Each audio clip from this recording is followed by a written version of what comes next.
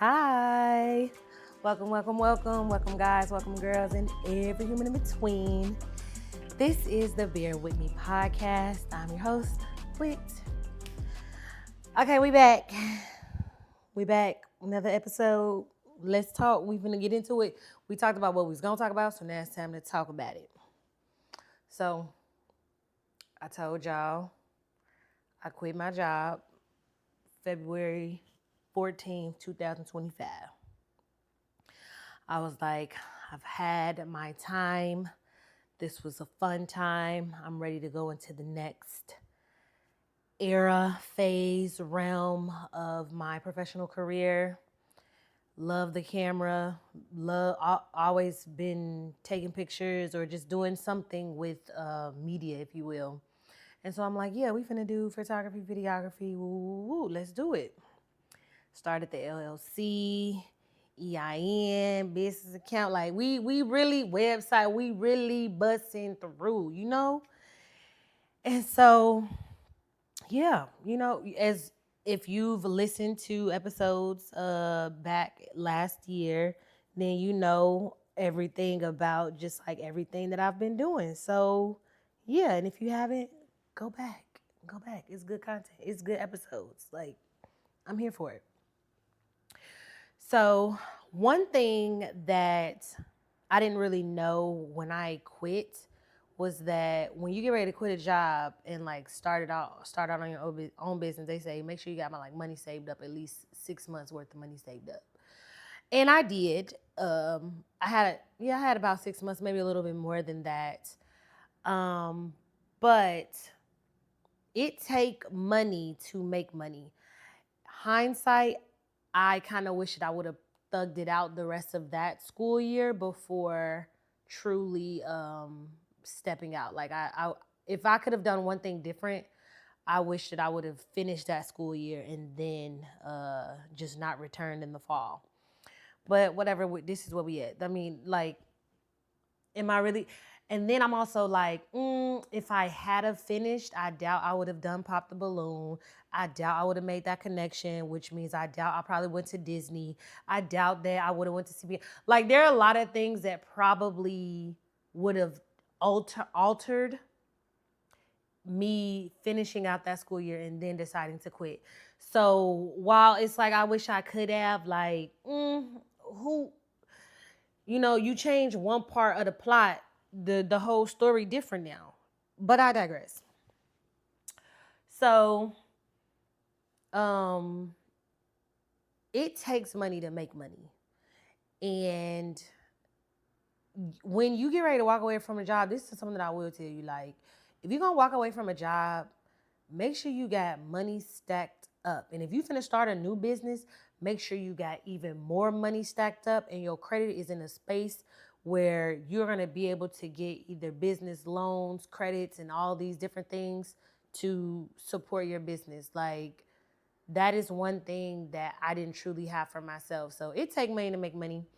And right around like August, September, I was like, dang, we need money or income to support us not working traditionally to get a paycheck every 2 weeks. So we need to start job hunting. Job hunting. I'm applying. Oh, we regret to inform you that, okay, whatever. I'm applying. Oh, we regret to inform you. I'm applying. All right, you've made it to the next round for a one-way interview. Now, to those of us who don't know what a one-way interview is, let me break that down to you. Because every time I would share different elements of just me applying to jobs, people are like, what's a one-way interview? A one-way interview is where you are talking to a camera, you are prompted with questions, and you answer. It's just literally going one way. Ain't nobody talking back to you. You just talking to the computer screen. And a one-way interview, in my opinion, they can be nice, but then they can also throw you for a loop. Well, I won't say typically, because when I think about all of the one-way interviews that I've done in these last like 8 months, 8, 9 months, uh, I don't recall that many working the way I would have liked. But I've seen a nice variety. So sometimes in a one-way interview, you will be able to have multiple takes of that one question. So here's a format. Question pops up. You got about 2 minutes or 3 minutes, however long they want to decide, for you to internalize the question, kind of brainstorm your response. Then it automatically starts recording. And then after it records, it's on to the next question.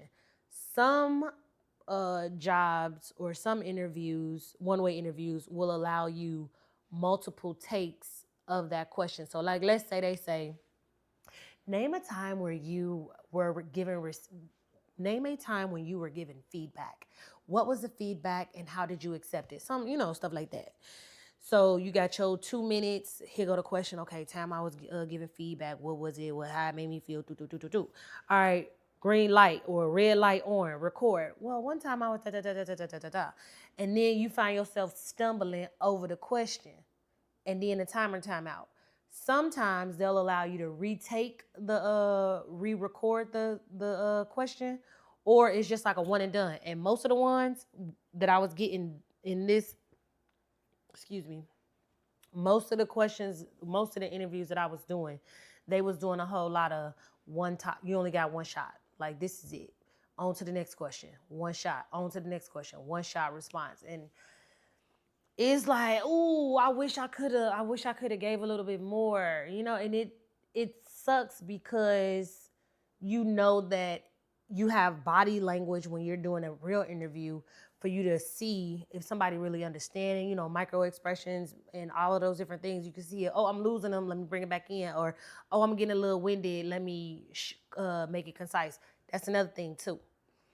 When it's a timer, you want to find that sweet spot of not being too long-winded, but then also not doing enough. Because if you giving only 30 seconds of a response and they gave you a time frame of 90 seconds, what you just said in this 30 seconds where you got 60 more and they ain't got no questions, comments, concerns, or they ain't gonna feel a type of way. But whatever. So one-way interviews, sometimes I would make it to that. Sometimes I would actually interview in person. And so August, I'm applying, not really hearing nothing back, or it's just taking forever to hear something back. September, I'm applying and not really hearing nothing back. October, I'm applying, not really hearing nothing back. I ended up hearing back from a substitute agency. So basically, agencies that contract out substitutes to go to different schools and be a substitute. So I started subbing in November. And somebody asked me the other day, is substituting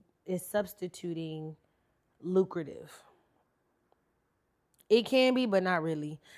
And then I think about a lot of the people who, when I was in the schools as a full-time employee, whether I was a dean or a teacher, people who was coming in to sub, most of the time they had another job of employment or they were in school. Like, if they were younger, they are in school. And so this is, you got your grants or whatever little loans you got out and you making this little teacher money. And so, like, it could be cute, but then it like, for me in my life and my rent, it's not really gaining the way you want it to gain, unless you get like long-term assignments where you typically would get a higher rate. That's another thing. From school to school, the day rate for what you finna get hired for is not the same. It is not the same. And so you definitely be like, hey, we've got an opening at so-and-so. You will want to go? How much is it? Oh, it's $130. No, thank you. Have a good day. Is there another campus that needs somebody? I want between this and this, okay? So you want long-term assignments because they tend to give you more, or you just want schools that's going to pay more because some schools just don't pay more in their budget. So start subbing in November. I'm also still very much applying to higher pay positions. Because if it was one thing I told myself, I was like, I'm not finna take I'm not finna make less money than what I was making before I left. Like, it's a match or beat. Like, I know the employee that I am. I know what I bring to the table, and I just know I know. Then, so you talking about from August to November, I'm just like, what's going on? Like, what? And then I'm subbing. And I'm also still applying for other jobs. I'm even applying for things in higher education. So, like, looking at colleges and trying to be an advisor, or just looking at like different ed reform organizations and stuff. And then I was like, let me see about this whole ed tech. And so I'm applying for jobs in ed tech. But before we get there, before I truly stepped back and was subbing, I applied to be a bank teller. In my head, ladies and gentlemen, I could be a bank teller. That don't sound like hard work to me. You know, Wells Fargo, Chase, and I think it was another bank that I applied for. They all told me no. What?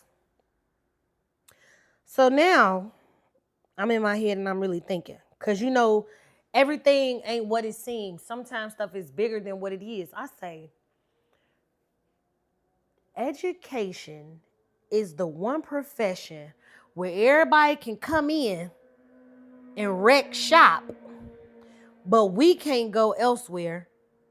Like, it seems like, not even it seems like, I would pretty much be able to state firmly that other professions can come into education, but educators cannot go into other professions.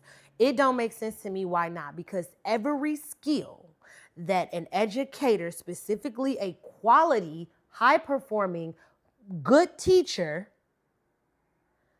those skills are transferable to any other profession. Data entry, I got to put grades. Why can't I be a bank teller? If I got math history, 1 + 1 make 2. The computer gonna calculate your deposit anyway. Like, what we talking about? Communication, emails, newsletters, parents, like grade level meeting. Like, you not finna sit up here and tell me that as a 9 years of education, I can't be nobody's bank teller. When I tell y'all I was hot, I'm like, you're not finna sit up here and tell me that I can't be nobody's bank teller. A bank teller? Hi. You want to deposit or withdraw? Let me see your ID. Enter in your PIN. You want 10s, 20s, or 5s. Took the whole little online test as well. So when you trying to work at a bank, they give you like 30 minutes to answer these different questions. And it's those things. If this person wants to withdraw $600 and you only got 5s and 10s, how many 5s and 10s you gonna give? I'm trying to tell you, or the person wants 101s, or I'm not really good off the top of the dome with them questions, but you know what I mean. At the end of the day, I did it and I did it well, and so did you do it well? I don't know, but I think I did. I know how to count. And then other jobs and companies that I'm trying to apply for, I'm just like, the way in which I tailored my resume for every job, got me a subscription with this resume builder. So put in the title, put in the job description, the role description, put in my resume. We change it, we borrow, we carry the one. We are tailor making resumes to submit to people to then be told no. I don't understand how teachers can't do nothing but teach. It's like, once you get caught in the web of being an educator, you can't do nothing in education except for go up or know somebody that's gonna want to put you on type. When I tell you I was hot. So we in November. The thing about subbing, ain't no school, ain't no assignment, ain't no money. Thanksgiving break, I go back, finish out. Now it's winter break. Okay. Then I'm just like, now it's getting to the point where I am struggling to make rent in addition to all my other bills. I just want to take a quick moment to highlight or just to thank those who supported me in the month of January. I'll tell y'all about January in another episode. But those who showed up for me in January and February, those were some trying times, very much trying times. And so I just really appreciate those who really helped me, like having a village. We're going to have a whole episode on a village and just like friendships and just like showing up and just like friendships based off of convenience or proximity or gain and just like a lot of that stuff. But anyway, so it's tight. It's tight. Like we over here pinching. Like I'm over here texting people like, hey, look, I ain't got no money. Anybody got $20 for me to eat tonight? Like, yeah. I bet, cool. So I'm now pitching myself to the schools that I'm subbing at. What's up? I see y'all still got to open it. Consider me. Please, cheese. I like y'all. Y'all like me. Y'all know if it's one thing people know in that education world, they know wit legit. Story on story time. February, right? Now I done subbed at this one school. I did a long-term assignment in November for them. I did some sprinkles here and there in December. And then I was in there again in January. Found out they had to let a teacher go in the middle of the year. Teacher had some choice words. Because at this point, the way in which students, teachers, admin, politicians, the entire construct of education is badly bruised, is what I'll say. Like, I don't even know how to describe. It's just not it, honestly. Keep with it. So they had to let that teacher go because of some choice words that he shared. They didn't even hear it in his classroom. They heard it in the other classroom when he was going off. So he in room 100. The admin over in room 101. And he going off on his kids in his room and they heard him next door. Oh, Mr. So-and-so, can you come talk to us? He's standing 10 toes down on what he felt, believed, and everything. All right, can you grab your things and you can head on out. When I tell y'all, in 5 to 10 years, it's going to be interesting what education look like. And if anything about what baby boy wife said about these robots teaching classrooms actually hold up, my goodness, ladies and gentlemen, please make sure that you are a part of your children's education. Please and thank you. Like if there's anything you could do is just be very much present in what your kids is doing. Ask them what they're doing when they get out of school. Ask them how their day was. Ask them what they're learning. Ask them, because when I tell you the amount of now when teacher I feel like I'm all over the place, but it's just so much. I guess I've been waiting to share with y'all. So just bear with me. As a guest teacher, I don't know if kids even really do work anymore, because the worksheets that be left or the work that ain't left lets me know I knew kids wasn't learning for real, but I was hopeful. You know, you can't do nothing but hope that kids is learning. In a school building, let's say it's a staff of 100. I want to say a good 40% of that staff is actually high quality, effective teachers. Just 40%. Dang, for real, you think that? Yeah. And I say that because, one, the good ones is being ran up out of there because they ain't being paid for real. Because, I mean, unfortunately, education is not a job or a profession that is deemed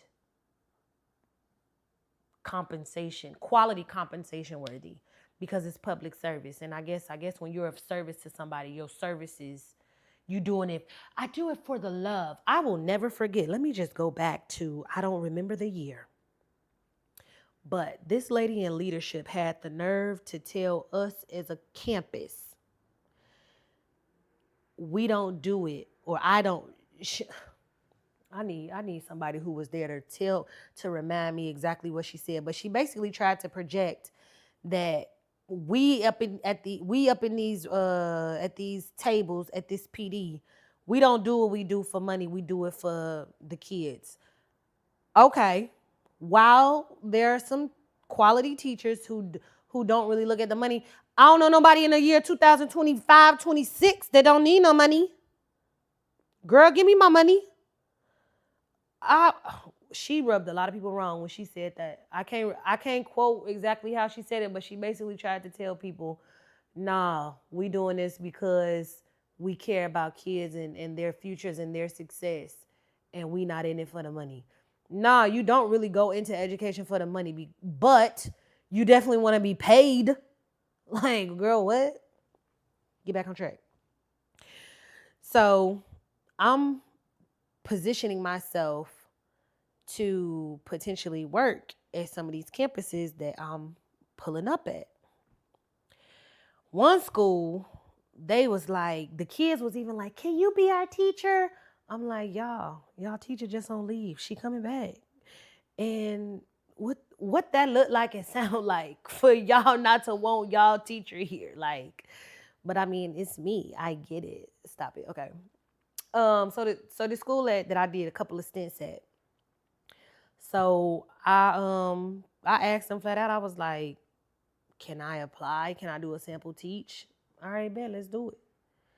So this is the school that I noticed that there were a lot of gaps. One, staff looked a lot like me. I was like, okay. Two, the demographics. I've never serviced an area where there was a higher percentage of Black students in comparison to Hispanic students. And I'll be honest, I want to teach more, I want to teach more kids that look like me. Not saying that is to undermine or think less of those who don't, because I was at the school that I was at for 8 years, so that lets you know something. I was still down. Like, it's not like I only want to teach Black kids. Let me be very clear. I'm not saying I only want to teach Black kids, but I definitely know I want to make sure that man got what they need. And if I am in a community where it's more of mine, yeah, I want to service them. I want to be a role model to them. Anyway, so I'm like, all right, bet. But in the fall semester, when I was there in November, I was there every day for like a full month. And I'm supposed to be getting work to help teach these kids. I'll let you know, it was first graders. And I ain't never been at the elementary level. Kids were super sweet, but the way that bless the elementary school teachers. If you know somebody that's an elementary school teacher, tell them you love them, tell them you thank them. Because you ever thought about what it took to teach you how to read? You ever thought about that? No, you ain't never thought about how you learned how to read. You just feel like now you just know how to read. To teach somebody how to read, That is a skill. That is a superpower. Okay? So I'm noticing baby girl writing her name, but can't identify the letters in her name. Shorty will write her name out, but then I say, what letter is that? She just looking at me. Now she mute. Letter recognition don't exist for her. What? We're in first grade. I know you know your ABCs, because if we all sat up here and sang them, you're going to sing them. But when I point to one of them and I say, what letter is that? You don't know. That was scary for me, y'all. Scary. What? And then there were some more gaps in this first grade class of 14 kids. I love the student to teacher ratio. Ooh, we could do some things, but then we can't even really do some things because it's 14 of us at 14 different levels. Anyway, so I'm now finna do a sample teach. The school go from kinder to 8th. So I'm doing a sample teach. And I'm doing a sample teach for a higher grade level because if it's one thing I know my strengths, I need to be in that middle school. Put me in that middle school, please and thank you. So I do the sample teach. Principal, assistant principal, instructional coach, they in there, they eat me up because I know how to teach. It's my bag, that's my jam. All right, cool. So then we go into the office, we debrief everything. And we like, all right, I'm like, okay, cool. I'm interviewing the questions, answering them.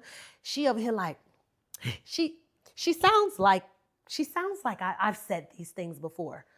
So me and the principal, we're similar.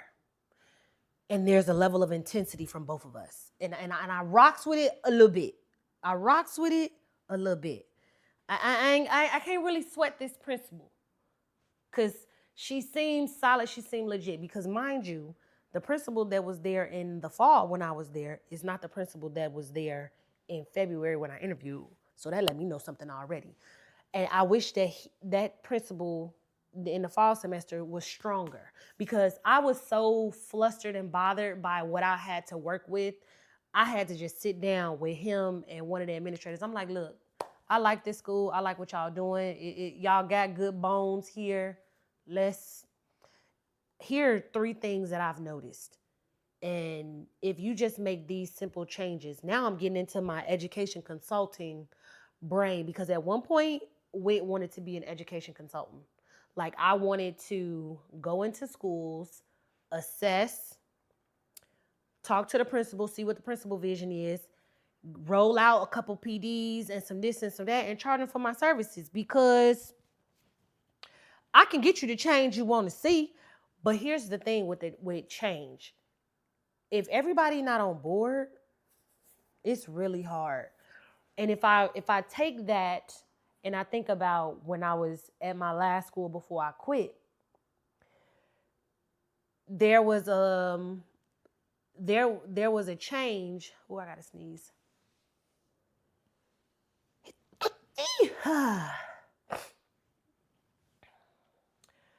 There was a change after our first year, and baby girl was trying to flex her muscle.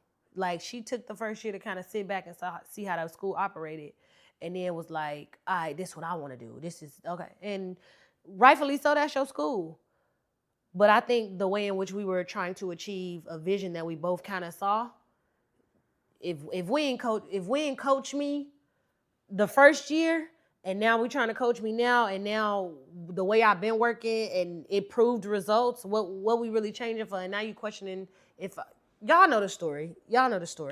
But anyway, so we in an interview and she was like, any questions? I said, no, I think I'm good. She was like, you don't want to know when you can expect to hear back from us? I said, oh yeah, that's a good question. I said, so when can I expect to hear back? She was like, end of this week, Friday. We trying to make a decision by Friday. I said, okay, bet, cool. Fast forward, Friday. No call, no text, no email. I'm very much ready to secure a job.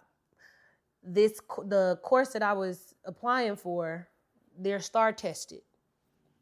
You don't really want to miss a beat when it comes to a star tested course. Star tested, for those of us who don't live in the state of Texas listening to this, that is your state assessment. So I'm like, come on, secure me so I can not miss a beat, so I can make sure that these kids pass their star test. So I sent the email to all three of them that Friday. Never heard nothing back.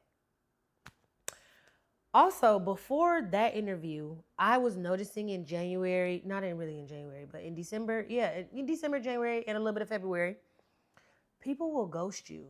I ain't never know professional ghosting to be a thing. Like apply, and never hear back. I applied for an art school, interviewed, loved me, ate me up, like never heard nothing back. What?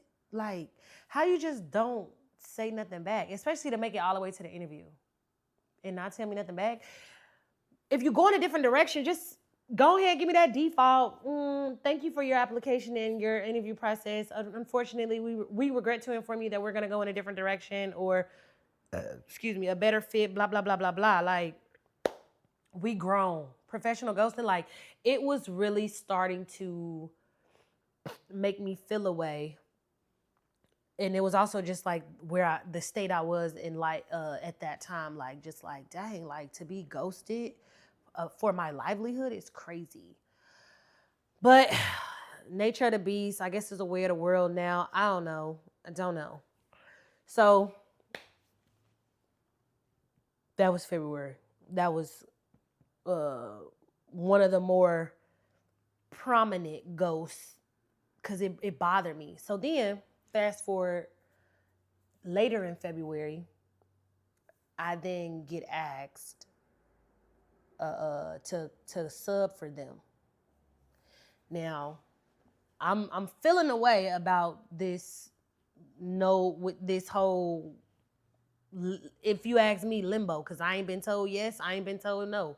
So I'm kind of just like waiting around.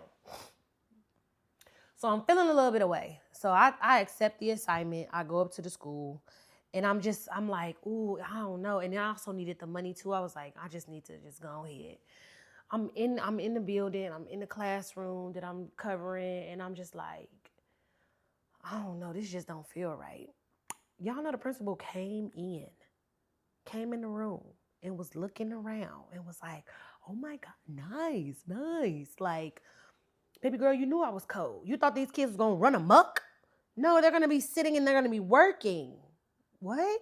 And the teacher left a plan for them to work. So I'm gonna make sure that they're gonna do their work. So she walks by the desk and tells me that she knows one of my references. And she was like, she was like, I did not know you knew so-and-so. I'm like, yeah. She was like, I know her. I'm like, oh, okay. She was like, no, I know her. That's my line sister. Okay. So I'm just like, oh, okay. And she was like, yeah, like I know her. I'm like, what you want of this, miss? What are you know her. You know her so much, she your line sister. Okay.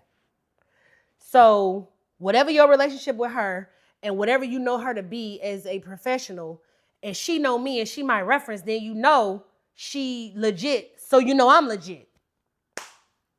Shorty finished circulating around. She left up out the room. And so after that, I was just like, nah, I can't come back to this school no more. Because to come into that room and to tell me you know my reference and then tell me to the level that you know, felt like you was playing in my face. And I don't know whether or not I got this job. Like, what we talking about? So I ain't never go back over there. Do y'all know? One of the administrators called me to ask me if I wanted to take up a long-term position until they hired a person for the role, for this other role. I said, um, do you know? I don't know. I'm still waiting to hear back if I'm finna be a teacher for this other position. Oh my God, I didn't know. I said, yeah. I ain't put you in the middle of it because I thought that would have been messy. Like, did they hire somebody? What's this? What's that? She was like, I did not know. I didn't. I said, it's okay that you didn't know, but no, I'm not finna take that position. One, the pay don't. Y'all daily rate don't be it. Two, I'm not finna keep complaining y'all face, and I'm not finna keep coming up there to do work, and y'all done played in my face about this job. Like, it just don't make sense to me. Y'all moving real, not it. So she was like, oh my goodness, I'm sorry. I'll look into it. Ain't nothing to look into because it's not your position to tell me whether or not I got the job. You're not the principal or the assistant or anybody else a part of the hiring staff. So no, I'm not. I ain't work at that school. Also in February, I was subbing for another school, connected with the dean, and was like, hey, do y'all have any openings? And they were like, yeah, we got an opening for this position. What's your name and number? And I'll pass your information along to the principal. All right, cool. Me and the principal started texting. Bet. Me and the principal started texting, and she looped me in the recruiter, and then we doing this and we doing that. And so then we have an interview. Interview went well. She was like, we gonna hear back. So when in the interview, she was like, I know you applied for this, but I think you'll be good for this. And I was like, I don't know about this. And so I was very honest with her, like, baby girl, my knowledge in physics, not really. It's 8th grade level physics. High school level physics is physics. Okay? And she was like, no, but as I'm listening to you, like my job is to listen and I'm assessing and I'm thinking and I'm doing this and I'm doing that. And I think you'd be a really good fit for it. I'm just hearing the way you talk about this and this. And I'm just like, oh, okay. And I said, okay, so if we were to go forward with next steps, what would you offer me both and I pick, or would you offer me what you would want me to do and then I either accept or decline? She was like, it would be that. I said, okay, fine, cool. So then she tells me that I should be hearing something soon. She didn't give me no real date. I'm like, all right, fine, whatever. A week go by, I don't hear nothing. Another ghost. I'm like, all right, dang, okay, cool, whatever. At this point, I'm numb and I'm frustrated, but I'm still applying to other jobs. Like, I'm just like, whatever. We just gotta keep grinding and keep applying. Like, I'm applying to any and everything type. Y'all, at the first school that I taught at, where I taught 8th grade science, that teacher quit, left, walk away, however they exited, I don't know. They leave. My friends hit me up and was like, hey, we got an opening. I'm like, oh, word? Not me going back to old roots. You feel me? Like, oh my gosh. And then in my head, I'm like, this is going to be a cakewalk because we can do 8th grade science in our sleep. We might still got documents on a flash drive somewhere up in here. So it's low lift. We could do this. We can do this. Get an assignment one day to go back to the school where Shorty want me to do the physics. I'm looking at this. No, I'm listening to them. I can't remember if they called me or they text me the assignment. I don't know. But I'm like, oh, whatever. And I was like, just go. It's whatever. So I go. And I'm like, what you thinking, what you feeling when you see this principal? Because you done been ghosted with them too. The same way you was ghosted with that other school. I'm like, whatever. Go up the stairs.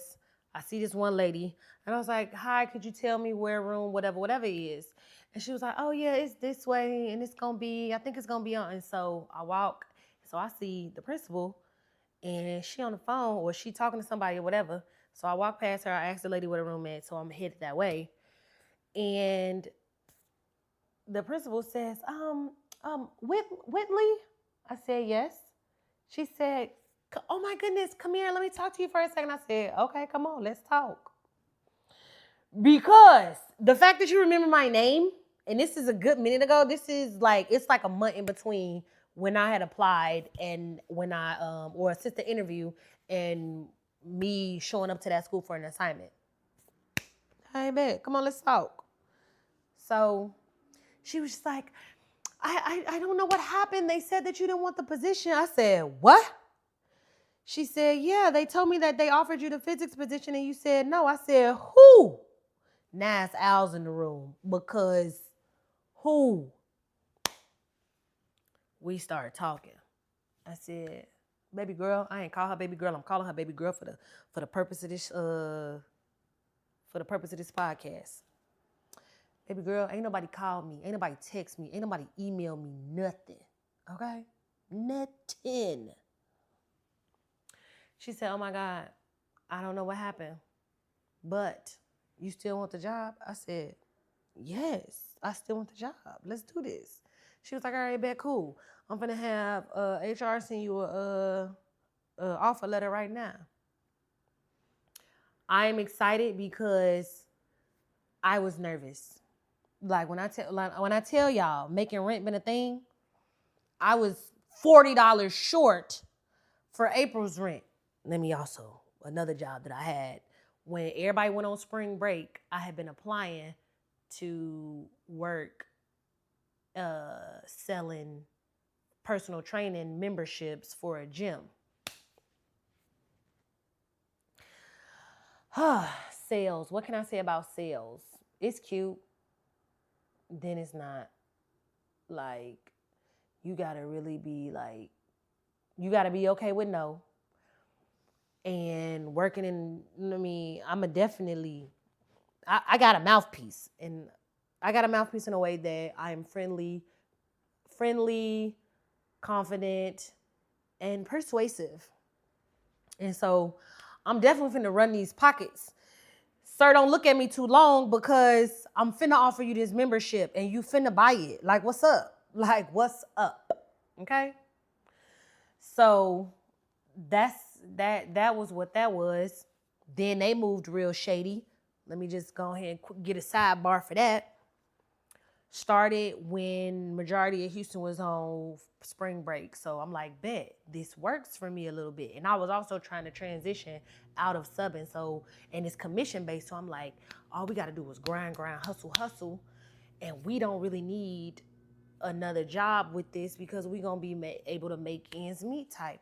Thinking that me working in sales was finna be where I'm finna be at. First day, we just shadowing.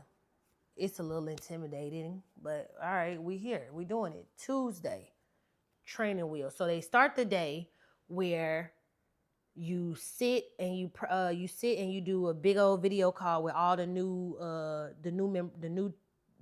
sales rep cohort, and you basically break down the script that you would be running through. No matter if you picking up people off the floor, calling the new members, or getting the new members who just bought a gym membership and now you trying to pitch a PT membership. So that was that. And then by Wednesday, Thursday, you kind of doing a couple of you kind of booking appointments on your own to have people come in and stuff, or to make sales and stuff. And so I'm doing what I'm supposed to do. And I'm thinking I'm doing decent. Now, one thing I will say, I'm steady dropping Easter eggs into my postpartum episode because all of this stuff kind of overlaps and interconnects. I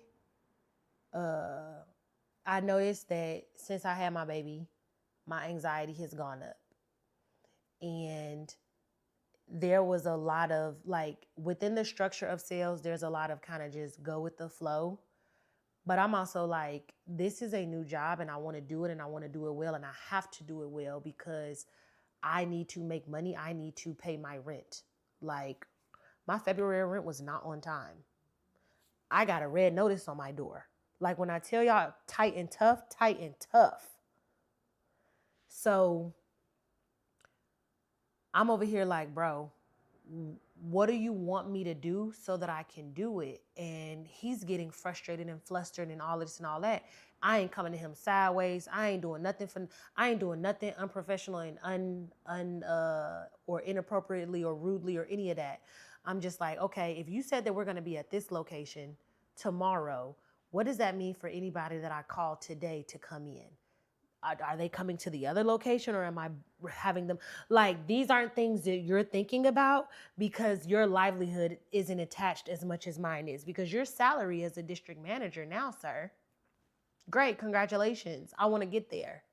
And when I'm in these calls every morning, the way in which y'all holding these people accountable, how many appointments did you book? How many sets did you close? How many, like, I ain't got them type of numbers. And then y'all, the way that y'all asking and following up, like, well, what happened? Like, one dude, he was like, so you had 4 sets. So that's essentially 4 hours. And so for the other 4 hours, what did you, like, he combing through his day because he not understanding how he ain't closed none. And he like, I was just like, oh nah, this man talking to this other grown man crazy. Once we in flow, we not talking to me like that. So let me make sure I'm doing what I'm supposed to do, learning the systems, learning everything, because you're not gonna talk to me crazy. And two, like I said, I need to make money.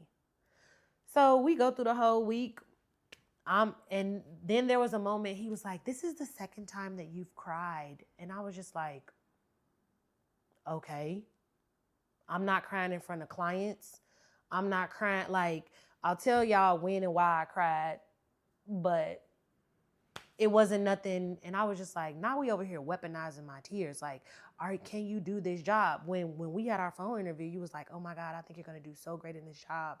I'm a really good read of energy, and I think you're going to do this, and I think you're going to do that, and I think this, and I think that. All I did was ask you what we supposed to be doing. That was the only thing out of that whole week.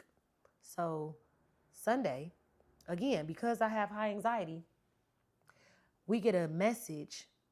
No, the last training session on that Friday, they told us what our weeks are going to be look like. They was like, look, you're going to have these continuing education calls at this time.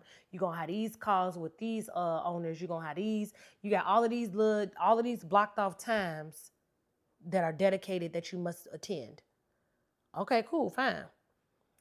Then Sunday we get a text message like, hey, block off this time, this day, these days for these calls. Okay, I know what I was just told on Friday. I see what this text message is saying on Sunday. Offline, one-on-one to my DM, I'm like, hey, just saw the message in the chat. I've noted, but we got that meeting, but then also at that time, it's been told that I have to go to this other meeting. Which one takes priority, and can you best support me in that situation? Sent the message, done. Thinking this is how you go about it. If the person training me tells me that these are the meetings I gotta go to, and then you talking about we gotta come to these meetings, and they have a scheduling conflict, please advise me on which one takes priority, and we gonna move best. This man called me maybe 5-10 minutes later. I'm looking at the phone, thrown off, like, what? Hey, how you doing? I'm good. How's your weekend going? Oh, I'm finally getting to rest, and just like, it was very much needed rest. He was like, oh, okay, great. Rest is always great. I was like, yeah. And he was like, well, there's no way to do this but to do it, so I guess you just rip off the Band-Aid. And I'm like, on the phone, like, okay, not sure what Band-Aids we ripping off, but whatever.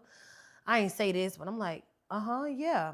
And then he was like, so unfortunately, we're gonna go with the other guy. And I was just like, go with the other guy? I thought we was both hired. And he was like, yeah, we just think, I just think that he's a better fit. And, this week was kind of just like a tryout. Well, he didn't say tryout, but he said trial, I think is what he said. This week was like pretty much a trial just to kind of see. And I was like, okay. And I said, I'm going to still get paid for my hours worked in my commission. He said, oh, yeah, you'll still get paid for where you worked. I said, okay. And then he was like, all right, thanks. thanks. And then I hung up the phone. And I'm familiar with a probationary period, ladies and gentlemen, as far as like being able to access your benefits and things of that nature. But since when you get hired on a job, fill out all of this paperwork, submit all of this and all of that for it to be a tryout. Blue is what I was. So I'm like, well, I'm grateful that I did have work for those 5 days because now I'm gonna have to grind through these sub assignments to make sure that I got money for that. On top of when I tell y'all I was carry the one, borrow, add 1 plus this plus 2, and then trying to make sure you pay rent is, I don't even know if that was check to check. That was day-to-day living, y'all. It's not fun. Okay. Do not recommend. Negative 10 out of 10. Negative. Okay. So I'm at this school and talking to this lady, and she tell me that somebody offered me physics, and I said no. Or yeah, I say ain't nobody never told me nothing. So then we talking, and so she offered me this job right there, and we working on getting me the offer letter. She was like, if they don't see no offer letter by 3:30, let me know. I said, I bet. 3:30 roll around, I hit her with the text. I ain't get no offer letter. She said, 1 second.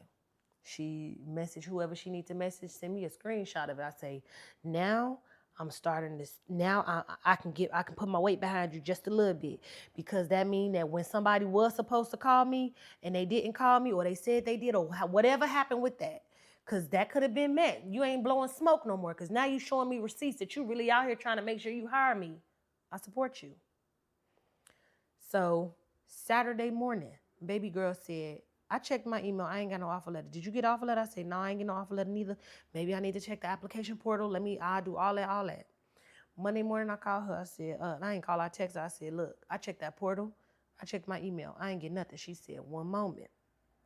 She go back to the keyboard, sends me another screenshot of what I'm supposed to be receiving and everything. I say, bet. I check my email. Boom. There we go. Because as far as I'm concerned, until I got the offer letter, we all just playing in the wind. Until I got the offer letter.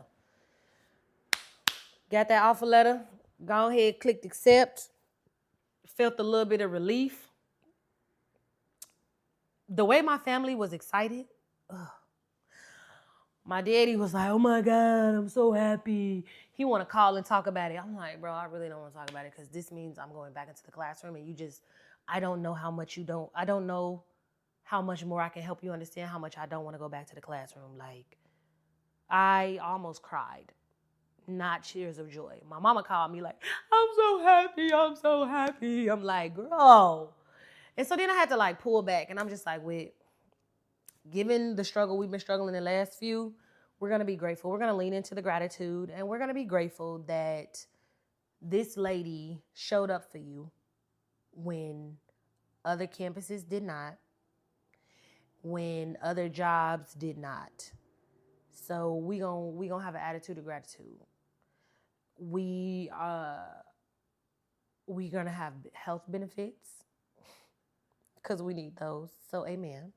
So like, just having to kind of pull back and just really sit back and be like, all right, bet. This ain't ideal, but this is better than where we were.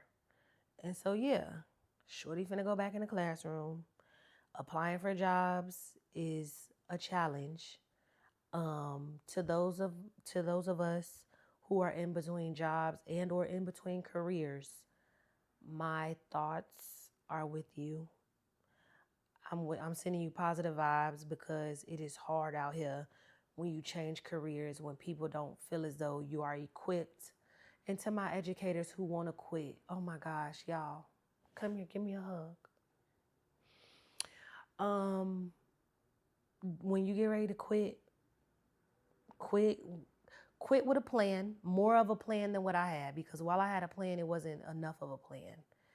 Quit with a plan, a for real plan. Quit with some discipline, so that you know that life post education, you can be able to sustain the life that you have.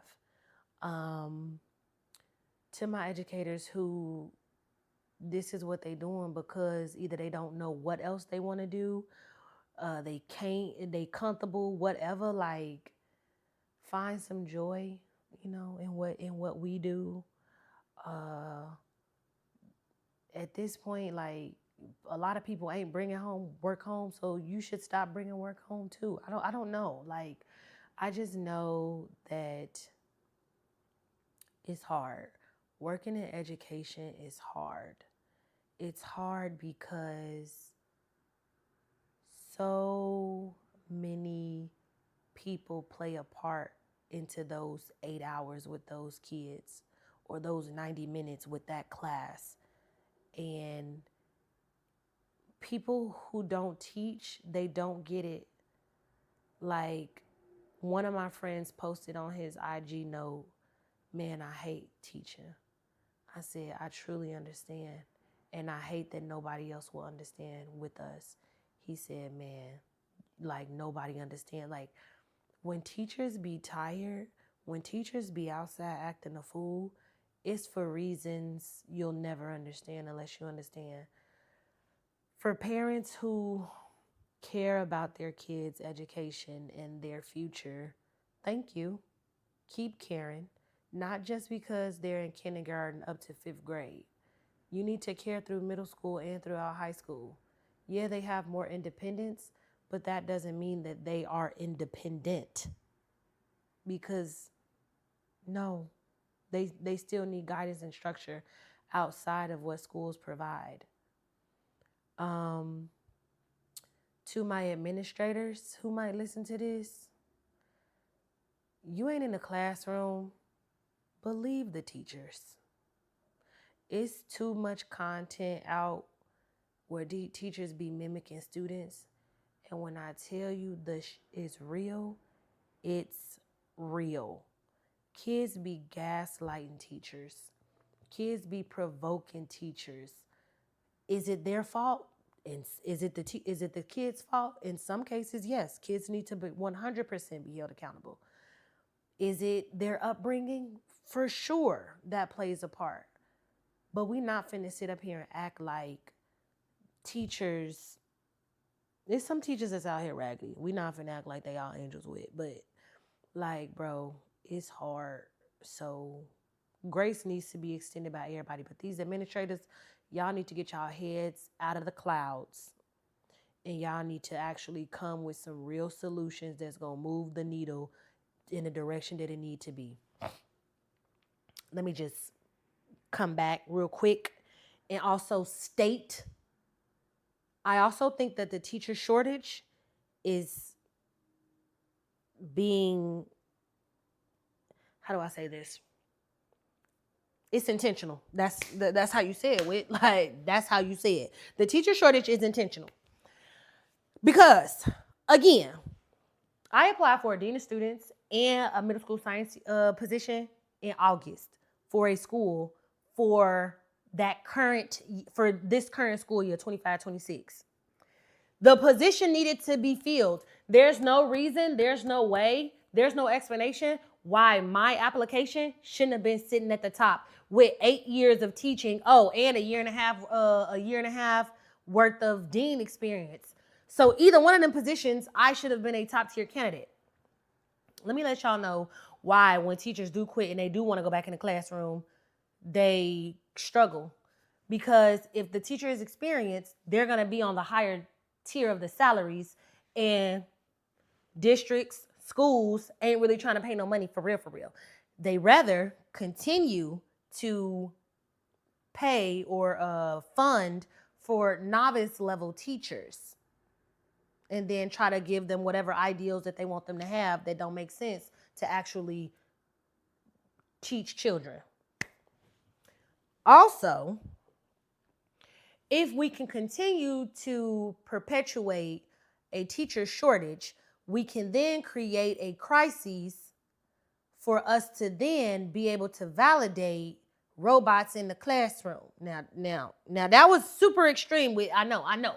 However, if you know something, then you know that what I'm saying ain't too far out. And this is what I be saying about me sometimes. Like the way I be seeing life, everybody don't be up there with me. And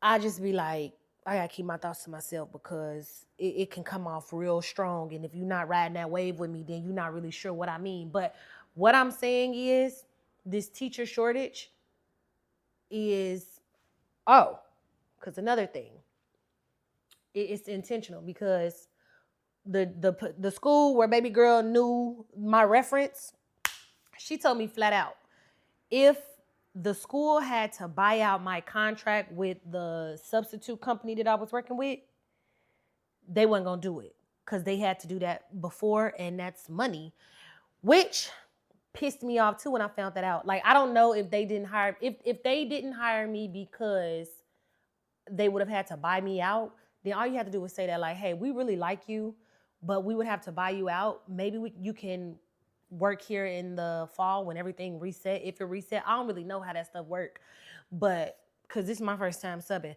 But all I know is if the buyout was an issue, you could have articulated that. If the buyout was an issue, if you saw or wanted another teacher, then you could have, either way it go, I feel like I should have been told no or yes. But anyway, districts don't have no money. So if there is a quality sub that you want to turn full time, you then have to pay the company that basically that they outsource to you. So everybody making money, like, it's not it at all. And it just reminds me, like, education ain't for kids. They whole trying to change the name from Department of Education to Department of Labor. If you didn't know that, I need you to go back and research and see what that's saying. Why would you change the department to be the Department of Labor? Because labor means work. Education means to educate. So if this is no longer about educating, it's about labor. Sound like a worker's permit at 16 to work, or legally being able to work at 18 and stuff like that. Sound like we're trying to undo all that now. And if we really go back into the history books, there's this man, the education structure set to mimic factory life. Bells, go clock in, clock like it's. So can I really be surprised or upset that they didn't renamed it, or they either renamed it or finna rename it Department of Labor, when whole time education was just kind of set up to prepare people to go into to become factory workers during the industrial. Like, it's a lot, y'all. It's a lot. But I'm blessed. I got employment. My first day of school is coming up. Yeah. To my teachers, I love y'all. To my administrators, don't be raggedy. Make sure you show up for your teachers. To my parents, show up for your kids. It is not the job of the school to raise your kid. And I got an episode about that too. And to my politicians, because I would love it if this crossed their laps. Do better. Don't be raggedy. Like, we know that ultimately we want just, minds made of melted cheese so that we can manipulate and control. But stop. No, not this guy. Not me. Okay? I ain't tell y'all none in the first how long we been doing this? Oh, we been going. I ain't tell y'all none during this. Like, comment, subscribe. Tell a friend to tell a friend to tell a friend. Bear with me podcast, okay? As always, it's been fun. Wishing you love, light, and laughter. Until next time.